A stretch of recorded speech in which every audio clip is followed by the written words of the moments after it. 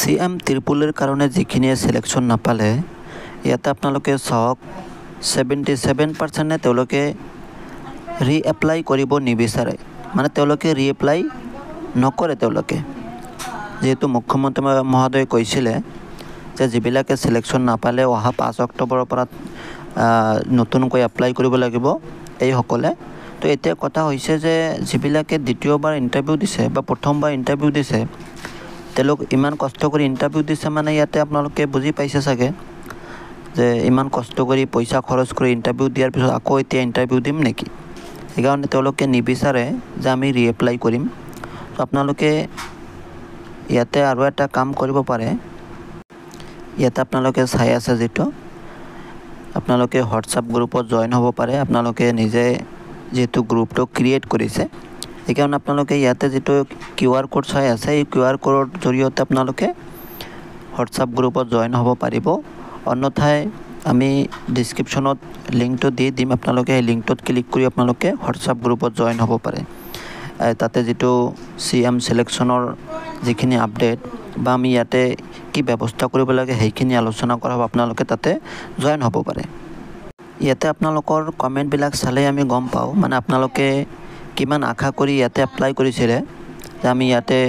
মুখ্যমন্ত্ৰীৰ আত্মনিৰ্ভৰ অসম আঁচনিৰ কাৰণে সিলেকশ্যন হ'ম আৰু ইয়াতে যিখিনি পইচা পাম সেই পইচাৰে কিবা এটা বিজনেছ কৰি আমি চলিম কিন্তু হেইটো নহল কাৰণ যিখিনি চৰকাৰে দিব লাগিছিলে অকল 25000 প্ৰথমে কৈছিলে 30000 দিব তাৰ পিছত 25000ক দিলে প্ৰথমে ক'লে 1 লাখক দিম তাৰ পিছত ক'লে 30000ক সিলেকশ্যন দিম এতিয়া 25000ক সিলেকশ্যন দি বাকিখিনি যিখিনি কষ্ট কৰিলে তেওঁলোকৰ কষ্টখিনি নাই গল সেই কাৰণে আপোনালোকৰ কমেন্ট চালে আমি গম পাম ইয়াতে আপোনালোকে যিখিনি লিখিছে যে বাকি 75000 আমাৰ কি হ'ব আমাক মূৰ্খ বনালে নেকি নতুন এপ্লাই কৰিবলৈ নাই নকৰো নালাগে আৰু এজনে লিখিছে চাওক ইয়াতে যে আন্দোলন আৰম্ভ কৰিব লাগিব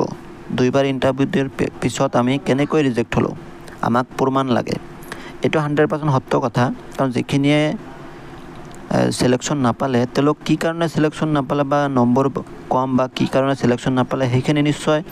পাবলিশ কৰিব লাগে কাৰণ ইমান কষ্ট কৰি যদি নাপায় এজনে আৰু আন এজনে পাব ইয়াতে চৰকাৰে এইখিনি প্ৰমাণ মানে এইখিনি নিশ্চয় পাবলিশ কৰিব লাগে যে এইখিনি এনেকৈ পাইছে এইখিনি এনেকৈ নাপালে বা এইখিনি কি কাৰণে পাইছে এইখিনি কি কাৰণে নাপালে এটো চৰকাৰে নিশ্চয় পাবলিশ কৰা উচিত আছিল বুলি আমি ভাবো আপোনালোকে কি ভাবে নিশ্চয় জনাব কমেন্ট বক্সত তে চাওক আপোনালোকে কিমান কমেন্ট কৰিছে ইয়াতে 583 টা কমেন্ট কৰিছে